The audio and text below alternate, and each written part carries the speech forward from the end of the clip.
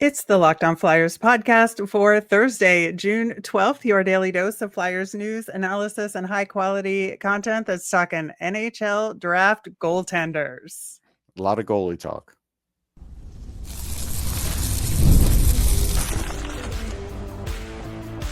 You're Locked On Flyers, your daily podcast on the Philadelphia Flyers. Part of the Locked On Podcast Network, your team every day.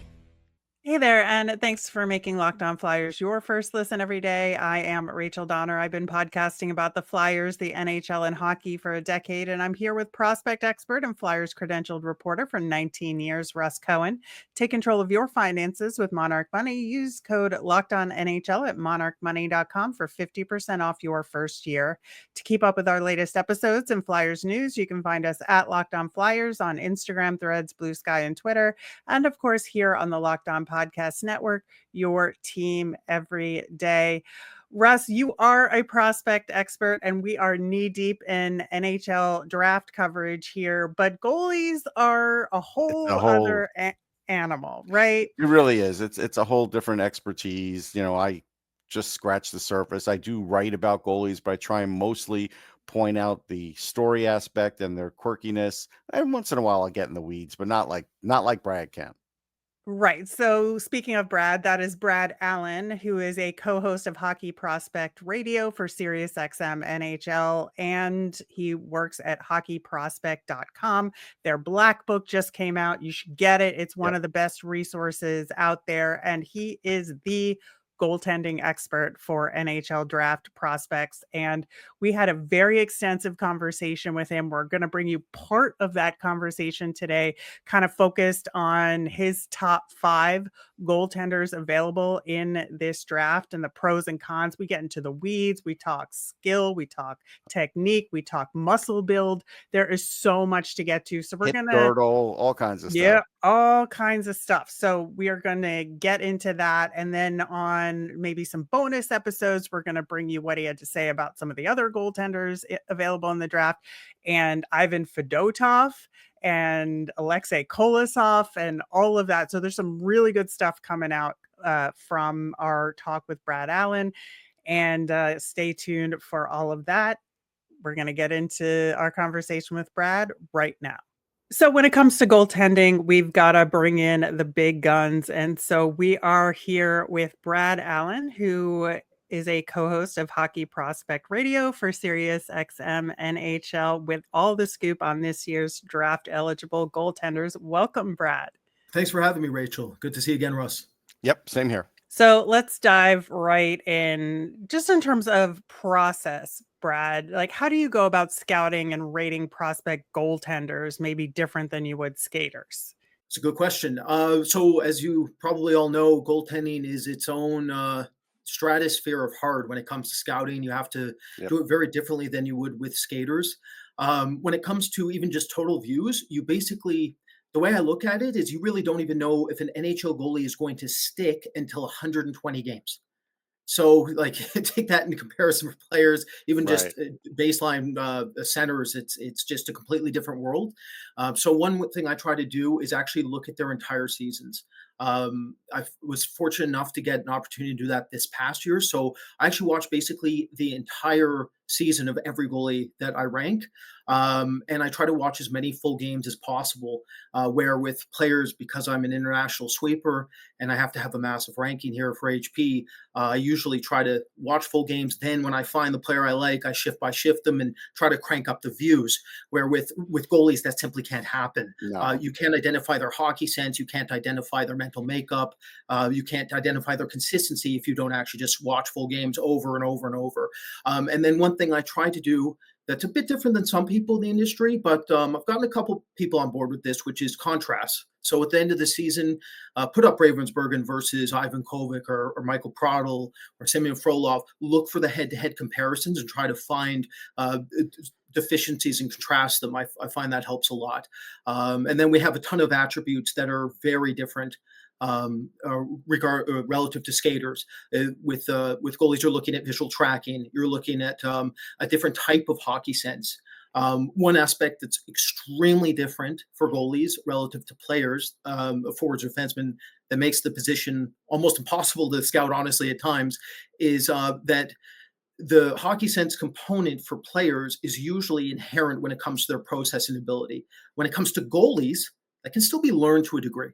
And that really changes how difficult it is, because you can have a goalie in their initial draft season, like Sergei Bobrovsky comes to mind, Ilya Sorokin is another goalie like this, where they didn't actually have the poise that was necessary in their initial draft. They had base instincts and tremendous athleticism, but then over time they matured and got some of that in their games. I think one of the best examples of this ever is James Reimer. If you looked at his down-low rates behind the net and goal line, they were horrific. And now they're actually a strength, but it took them a decade. You don't ever see that with players. You never see a player like, you're not ever going to see a player like, say, Leon Draisaitl in his initial draft season. If he theoretically lacked high-end vision, you wouldn't see him just magically have it. He always had that. That's why he is Leon Draisaitl and what he is now. It's all about bringing that physical base, where with goalies, it's not like that. So that really changes their projection. And the other factor is, which I just mentioned, their physical growth rate is entirely different than it is for forwards and defense as well. So to say it's completely different is a severe understatement. And you have to be a masochist. I'm going to be honest. You have to be okay with being very wrong. You're going to be very wrong in this. Believe me, I have been. But I think it's the most interesting position in all of sport. It's the reason I became a scout in general. And I think the goaltending position in hockey is the most interesting and most misunderstood position, both honestly behind the scenes and publicly. Yeah, I mean, no doubt. I could tell you, just coming off the combine, goalies are in a different spot than they used to be. They're now talking about skating more. They're talking about things, more athleticism than they ever have. Because I think just for a long time, like, people in the media didn't really give them credit for being great skaters, being great athletes. And so, like, now I think they're starting to get their due for that. So let's talk about Joshua Ravensbergen. The Flyers spoke to him. In his scrum, it was interesting, Brad, because I was hearing the usual media questions, and I'm a media person too, but I dig a little deeper. And I just asked him a simple question. I said, hey, what do you think about players going down the wing and shooting far side high against you? And he goes, hold on, I do need to work on that. Like, he knew exactly. He knew exactly that I had watched him, and was more than happy to be reflective about it. So I think that's a good sign. So what do you like about him? No, it's a good catch by you. It's true. One of his Achilles heels this season, when his glove hand specifically high, and his shoulder girdle on his glove side was where players targeted him and beat him a lot. So he's right, and you're right too.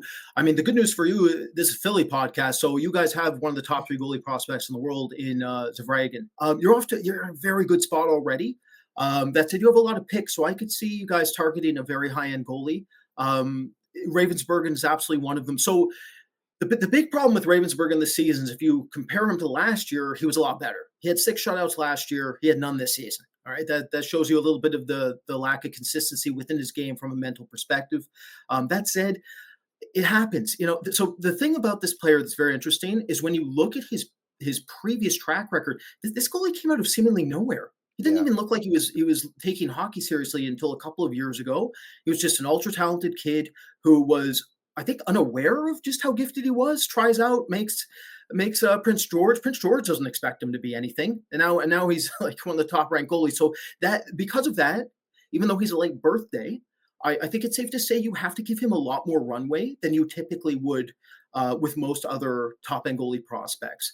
My player comp for him is a hybrid between Spencer Knight and Jake Ottinger. His best performances, he looks like Jake Ottinger. His worst, he looks like he's not going to play this season, but I'm trying to give him some benefit of the doubt. The big thing is, he's 6'5", like a true 6'5", extremely athletic. He's poised, calm, collected, controlled. He has good edge work, good technique. It's just safe selection. Sometimes I feel like he gets mentally unfocused early. I don't know what's going on with him there might have been something going on off the ice. There were certain performances where he would get beaten, and it was ugly, and it was early, and then he just seemed to deflate. I noticed during the playoffs, I felt like he was fighting it. I never thought he calibrated and got locked in. I didn't see much of a flow state from him almost at all this season. I feel like he was distracted a lot. He did acknowledge the up and down nature of his season. I did ask. He was a roller coaster ride of a goal. I He did was, talk yeah. to him There about was a roller coaster ride of a season. That said, projected top ranked goalie for a reason. Just too gifted, and he seems like a good kid who gets it. That's what you need. So as long as he works on his game, gets more consistent, he looks like a true top end, top 15 starter. Yeah, I think there's a lot of Flyers fans that are just laser focused on our 22nd overall pick and doing everything we can to get him. And it seems like the Flyers should still be in a best player available situation, whether it's him or somebody else at that pick. But do you see him as even available at 22 at this point? I do think it's possible. I think he goes somewhere between 17 and 25. If I was to bet on it, that's it. He might not be the first goalie that goes off the board. He might not. There for me, there's a big three here. I've had all three number one. I've actually had Ravensbergen as low as 3. I've had him as high as 1. I've put him around depending on the other goalies, depending on his season, his consistency rate. But the other two Russians, and I mean, we know we've seen Philly draft out of Russia constantly. Maybe they have too many Russians. Maybe too much. Yeah. Yeah, Maybe too much. Yeah. We'll have more NHL draft goaltending talk with Brad Allen coming up next. Looking for a snack that's both delicious and nutritious? Crack into a good source of protein with Wonderful Pistachios. Wonderful Pistachios is one of the highest protein nuts, and each 1 ounce serving has 6 grams of protein, giving you over 10% of your daily value. Plus, they're packed with fiber and better for you unsaturated fats to help you feel full longer. And personally, I love that no shells variety. It's the perfect grab and go snack for my busy days because I'm lazy and I do not want to shell those nuts myself. And I keep reloading on my personal favorite flavor, the sea salt and vinegar no shells. So delicious and healthy too. Wonderful Pistachios is a complete protein, providing all 9 essential amino acids. These little green wonders pack a protein punch. So get snacking and get cracking with the snack that packs a protein punch. Visit wonderfulpistachios.com to learn more. On our Friday show, we are going to take a listener suggestion from Chuck and redo last year's top 10 picks with our top 10 ranked players from this year and see where they slot in and match up head to head. Should be All a right. really fun exercise. Plus, we are going to talk about our poll results from this week's off-season poll on what you think the Flyers should do with the bottom 2 first-round picks, so the 22nd overall and that Oilers pick. So it should be a really fun episode. We will do that on tomorrow's show. In the meantime, here's more goalie talk. So Yeah. circling back to the Russians that you were including in your big 3, who would they be? Okay, so number 2 up is Pyotr Andreyanov. Very unique goalie. So he's a byproduct of Krasnaya's system in the MHL. For my money, I think one of the best systems in the world when it comes to goalie development. They have a former Kazakhstan goalie, actually, who is a pro who the way that I look at it is like when you look at goaltending development, one thing I always look for is development of coaches that push the boundaries of the position. So they're watching in the NHL, they're watching other pro leagues, and they're looking to see how they can modify techniques slightly that will help them with high danger save situations where more goals are going in. Krasnaya is at the forefront of that. One thing they've done, for instance, so one thing in the NHL, the last 2 seasons specifically, that a ton of teams are trying to implement is being able to shoot over RVH positions. Goalies are going down too early. They're hugging their post. They're down in it. And a ton of teams are trying to exploit that, take full advantage of it. So what Krasnaya started to adapt 2 years ago was a hybrid stand-up approach to each goal in their system. It's something I mentioned last year with Timofey Avintsev, which was a Toronto's goalie. And it's occurring now with their other goalies. Now, why that applies and matters to Pyotr Andreyanov is that he is 6 feet tall. Maybe we don't actually know. We think we've argued on the staff the whole season. We think he might be 6 feet, 6'1", 6'2". Is he going to go to the Dan Milstein show? I sure hope so. Around because if he does, he'll get measured just like Demidov, and we'll finally know. Yeah, I really hope he gets measured there. So right now we have to go with 6 feet. He was listed 6'2" recently, but we don't know. That said, he's a heavy-set kid. So he has a very similar situation to Jacob Fowler out of Montreal, where most teams got it wrong on Fowler. Most teams did. So with Andreyanov, it's the same bet. He's not conditioned, gets trimmed down, and then everything should go up to another level. And what's already there is spectacular. So he's extremely poised. He's calculated. He's cerebral. He's arguably the most mentally consistent goalie in the entire class. He's extremely technical. The only limiting factor I would say right now is the blocker side, which is not unheard of when it comes to smaller goalies because their full extension rate is only so far, right? Their limb length isn't too great, usually if they're 5'11", 6 feet, like maybe Andreionov is. But that said, the single most intelligent goalie in this draft, and he's the one where when you look at him on the ice, he's the one where you go, that kid's overweight because he's never even had to care. That's how good he is. He's such a savant at what he does. He just doesn't have those pro off-ice habits, mentality yet to do it. I will not be shocked at all if he does go before Ravensbergen, if a team likes him as much as I do. I do know certain teams absolutely like the two other Russians, though, as much as Ravensbergen, if not more. So one of the other Russians that is near the top of people's list is Semyon Frolov. And his numbers are pretty similar to Andreyanov, but like, what do you think are the differences between the two? That's a good question. So, okay, the first thing I'll say is that when you look at numbers in the NHL, they can be incredibly deceiving and misleading. The reason why is that league does not have a lot of parity. So you're looking at the top teams blowing out the bottom teams. And so what you want to see is you're really looking to see how your goalie performs against the top end teams. That's what you really want to see. And that's where there's some disparity. So Andreyanov has performed exceptionally well against some of the top teams. Frolov, his quality of competition was less than Andreyanov's over the course of the season. Now, the other factor is that Andreyanov has been in the same system for multiple years. Okay, so his goaltending coach and him, they know each other. They know what they want. He knows his defense. He knows everything. Frolov was moved everywhere. And I have no idea why. Okay, this is, again, limitation here. I never got to talk to this kid. I don't know why he was moved through 4 teams. I would love to know. Now, Tagliata, I had him as the number 1 ranked goalie in this draft out of Tagliata. I thought he looked like the most interesting goalie because he has the best hip line. We just discussed with Elijah Norschwander. Right. This kid has the best hip girdle, best hip mobility. He can change his angle in mid-lateral push-off. So for some goalies, what happens if they're rigid within their hip mechanics, they can only transfer on the same lateral plane that they intended to initiate on. This kid doesn't have to do that. He can switch mid-transfer. That gives him micro adjustment, macro adjustment rates that are unique to the position and extremely important when it comes to translation to NHL level.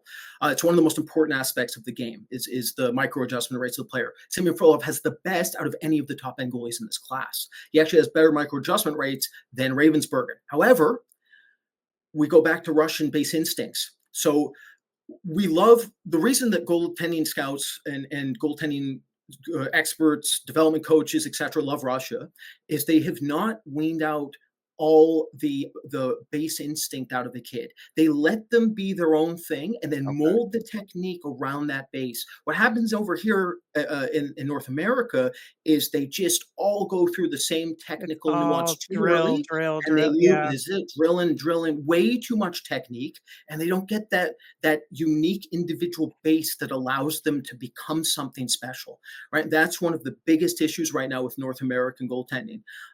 It is going to change a bit. And I'm sure, Russ, you've gone over this in other programs. We're talking about the college routes. You're getting way more years of development, which changes everything. Everything for these goalies, okay? So that helps. But in terms of Frolov, his base instincts are extremely impressive. It's the technique that's lagging behind a bit, but he has technique breaking points because he's so athletically gifted. So he's raw relative to Andreionov and Ravensbergen in some areas. And he's behind with his overlap positioning, his crease containment. He can overplay his position. That said, when you rein him in and get that technique up another level, he has it all. So he's one for me where I have him 3, but I've had him 1 in a redraft. If somebody says he's the best out of the top 3 in the next 7 years, I wouldn't blink an eye at all. And if he goes in the top 32, I wouldn't bat an eye at all either. I would be unsurprised. And again, Philadelphia, they absolutely look for Russian goaltending, so it's a possibility. But I'm going to ask you about who I think is the most polarizing guy in this draft, and it's not James Hagens, it's Jack Invakovic. And because you look at him, and yes, he can make these crazy saves, multiple saves. I like the way he plays under duress. There's so much to like here. but I do have to worry about his size. And I know what happens when these guys come into the NHL, and you could only point to about 3 goalies his size that are successful in the NHL. So could I even look at him as a number one? I mean, I don't think I can, but maybe I have a bias. So what do you think? Okay, so the first thing I'll say is, like, correct me if you guys think I'm wrong, but I really think this is an industry. I really think sometimes what happens is that when it comes to this position specifically, but other positions too, is that some scouts plant social contagions or scouting contagions across the industry. Okay. And they say, hey, this is really good. This kid's amazing. You should draft him high. And they tell this so that a team that's above them, okay, ends up taking a player too high. So then what falls to them? No question this goes on. Yes. Okay. I think there's no question it goes. I really, unfortunately, think that Ivankovic is a byproduct of that. There's multiple factors here. One is that I think that exists. The second is that he's part of Hockey Canada. He's on Team Canada. All eyes are on him. All attention's on him. 3 is that what you see publicly is that a ton of different scouts and people that do this, I find that they're always trying to battle the actual industry when it comes to size disparity. A ton of people think, oh, you can draft way smaller and that's not the case. And at the goalie position, I pride myself on getting small goalies right. It's one of the reasons I became a goalie scout. This is the simple rule of thumb. It's the most important scouting lesson I can share with all of you today, and you can apply it to every position. If a player has the least and most reduced margin of error, you cannot make excuses for their performance. They need to wow you in a way where they force your hand. Mm-hmm. So what's happening publicly, what's fascinating to me is that this goalie was incredibly hyped, and it turned out he wasn't what people thought he was. And now a lot of people are trying to compensate for that and saying, well, Brampton wasn't as good as they should have been. The defense wasn't good in front of him. He was really good in stretches. Well, he was really dominant at the U18. So he did have a good Hlinka. You do not ever want to have those conversations. Right. But it's one of those situations where I'll be on. I really think he's the most overrated goalie since Zach Vakali, and it's not his fault. Now, let's get to the good. The good is super athletic. His rate of recovery is very high. So as you mentioned, he can make 2-3 saves back to back sequentially, make it look very easy relative to some of these other goalies. When he's dialed in, he can take over games. His hands are exceptional. I love his glove and blocker. Okay.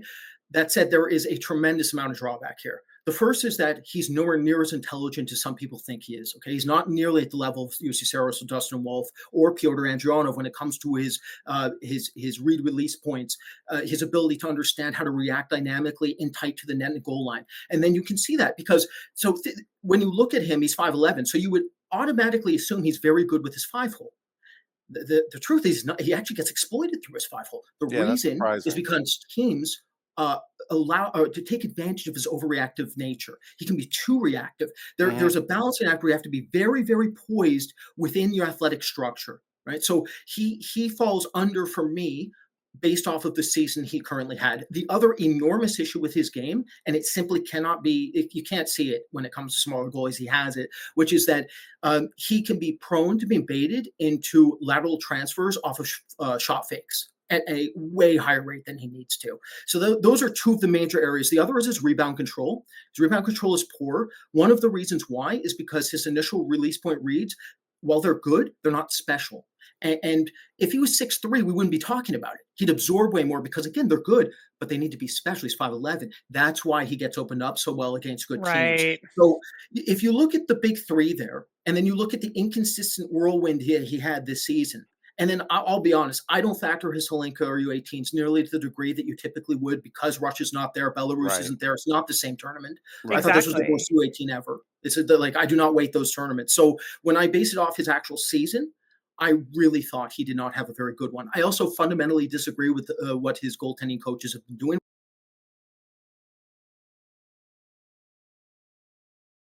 All right, we're going to wrap up with Brad on today's section of our conversation with him. Again, so much great information, and here is that. One of the other Russian, but not really Russian goaltenders on this list is Alexei Medvedevm, who was playing for London this year in the OHL, but he's been the backup there and didn't get the starts. And that kind of, when it counted in the playoff run and in the Memorial Cup, And Brad, you mentioned specifically, like, you want to see guys in the highest pressure situations. And if they don't get the call, there's something there. Is this just a case of the other guy is incrementally better or older? Or is this a case where maybe there's something to it why he didn't get those starts? I think it was a case of run the hot hand. Medvedev slowed down, and was it Elliot? What's it? Elliot? I Trying to think remember so. his name. Is it I can't remember his Yeah, name off the top it of my is. head. Yeah. Elliot. Okay, so Elliot ran hot. Medvedev ran cold. They went with the hot hand. I know. So one thing about us, we're very close with London staff. Mark Howard's Yeah. one of his closest friends is Mark Hunter. So we know London's situation extremely well. They're very high on this player. They absolutely believe that Medvedev can be something. Now, the first thing I'll state is, like, this was the goalie that took me the longest to come on board with. When I first saw him, so it's funny, Rachel, you brought up that he's a Russian goalie, but not really a Russian goalie. So it's so interesting. His name is Medvedev, and he's Russian, but he absolutely plays like a North American style goalie because of what we talked about earlier. He's extremely technical and efficient, but it's to a fault. The base instincts have been bled out of his game. Why and what? He seems a little robotic to me from what I've seen. He can be very robotic. Yeah. He can be very robotic. Now, the good news is, over the course of the season, one thing I do is I separate all the shots and I look at their activity in tight. I try to look at their reflexes and their technique breaking points on high danger shots in the crease area, slot area, etc. One thing that was astonishing to me is when I watched full games of them, I kept thinking they were bad. Then I parsed all that, grabbed all the shots, then watched them in a row, and I was like, oh, they're not nearly as bad as I thought. Again, this position's crazy. Goaltending scouting's crazy. So with him, I was like, I might have misjudged you. Then we found out he's not 6.5 or 6'1". Turns out he's closer to 6'3", and he's the youngest goalie in the draft. Okay, well, now I'm on board. Now I'm starting to get somewhere here, right? That really helps. Now, he's extremely well-rounded. He has a very good glove. I'm going to emphasize the glove because this draft, a lot of goalies fall in the Norris Schwander camp where the glove's a bit under. That's one really that's very important to project the glove relative to the blocker. A lot easier to improve your blocker than your glove. Yeah. With Medvedev, strong glove, pretty strong blocker. One of the most unique things about this player, wingspan. For 6'2" and 3/4, one of the top 10 wingspans in the entire draft. Oh, wow. Out of any player. So that gives him a lot of leverage advantages when it comes to getting his hands back out in front of pucks and corralling them and putting them in corners and basically creating dead plays on the ice and not having to deal with rebound issues like theoretically say Ivankovic's going to have to as he continues his career. So one thing I noticed great potential roundedness. One thing I noticed is he is a pro at steering the pucks off the pads into the corner, into safety. He's great at that. And he really knows how to read shooters. Like, he does, yeah. So Medvedev, so the big thing is very odd. So Medvedev is calculated, poised, and smart. However, he has a default mode where he'll constantly just backpedal into his net when he doesn't need to. So he doesn't manage his depth contextually to the play type, if that makes sense. So he'll theoretically play a backdoor entry when there is none. Right? Okay. So that's one of the major issues, one of the major concerning points with him. It's something he improved on, but it's absolutely an area that needs to continue to get better as he continues. That's one of the major issues. But your point is right. So technique rise, like he's ahead of the curve. He is the youngest goalie in this entire class. He's almost 6'3". He's cerebral. He has a lot of good qualities to him. So he fit in number 5 for me. I think for some people it might be even slightly too low. And we'll see. Growth rate will determine what he is. But I know one thing: he's very skinny.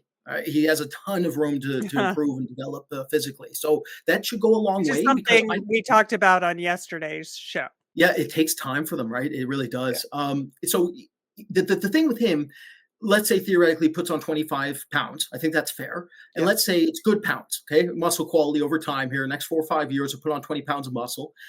The explosivity and the increase in that explosivity should theoretically allow him to stop a lot that he let in this year. Okay. That means he has real potential to be at least a split starter to me.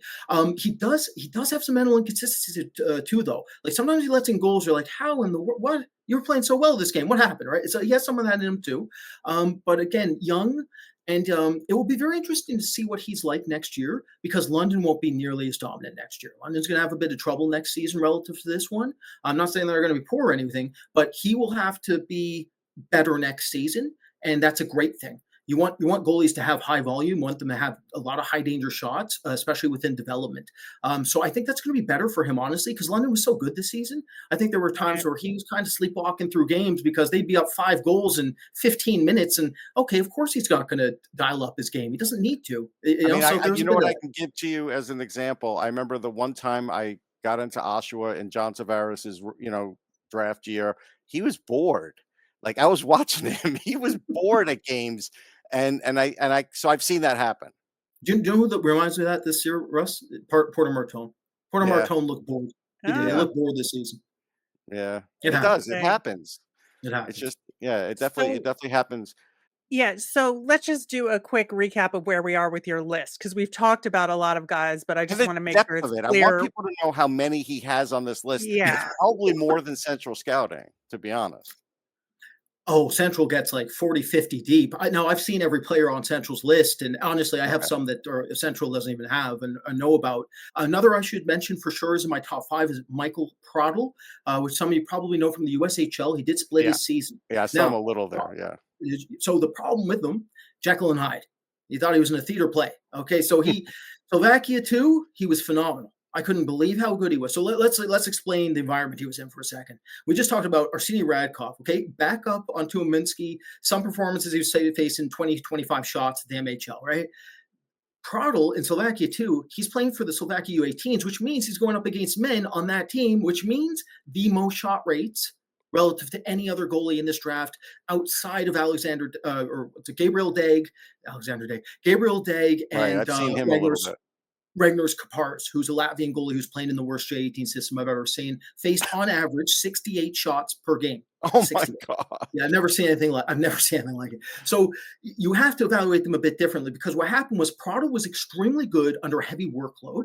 Then he came over to the USHL, and he was on a bad team with a very bad defense, but the small ice plus the adaptation plus the fact the shot volumes were going down at times, I think really affected him.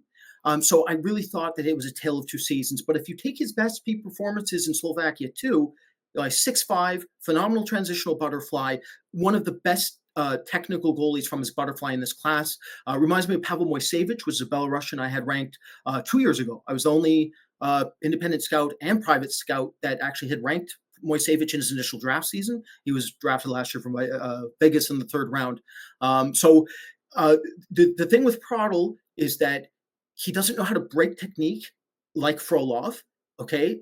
And the other factor is that he has a lack of groin dexterity that I would like to see. I know that for some it's like, well, groin dexterity. You need to be able to get flat to the ice. You need to be able to do splits. You need to be able to do those things. He can't do those things at the rate that I would typically want, but I think he can get there. And if he gets there, if he really takes off developmentally, he's the one where in a couple of years everybody goes, oh, he was way better than what people thought. So do you have him in your 5 spot then?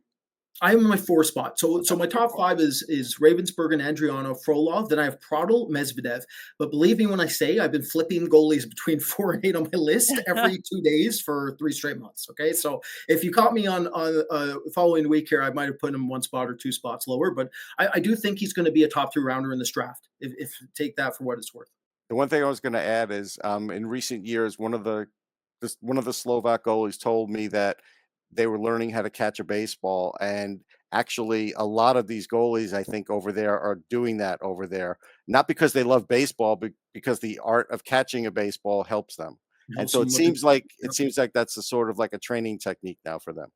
Well, I'll tell you this: he needs it. His glove hand is his weakness. So maybe he hasn't done it. Yeah, low glove is one of his internal weaknesses. It's not terrible or anything, but it's definitely one point where he needs to modify his game. But if he can enhance his rate of recovery and get it anywhere near where Medvidev, Frolov, Andreyanov, and Ravensbergen's projects, then he's going to be something pretty special, pretty unique goalie. But he's the one for me too, though. I'll say out of the top 5, I would say his battle level is the lowest. And it's not a good thing. It's not terrible. Like he stood in games where he was facing 60 plus shots and looked great in them. But there were times where I felt he dipped too much and just didn't just try to break from his technique and go after it and get back out in front of it. Not a good scrambler. Some goalies are innately much better scramblers than other goalies. Like Pyotr Andreyanov of Carolina, phenomenal scrambler. Oh yeah, he's good. He's good that way. Tim Thomas, you want to go Oh my all-time God. scramblers. We'll go Dominic all-time. Hasek was the best, the Well, Hasek Almost looked like he was annoyingly scrambling, so. but yeah, scrambling matters, especially in the new NHL. You guys are all watching the playoffs. Everybody sees it. It's chaos. It's madness. You need to be able to scramble. That's where Pradl's a bit weaker. The skating too, smaller skating needs to come up another level. It did improve though.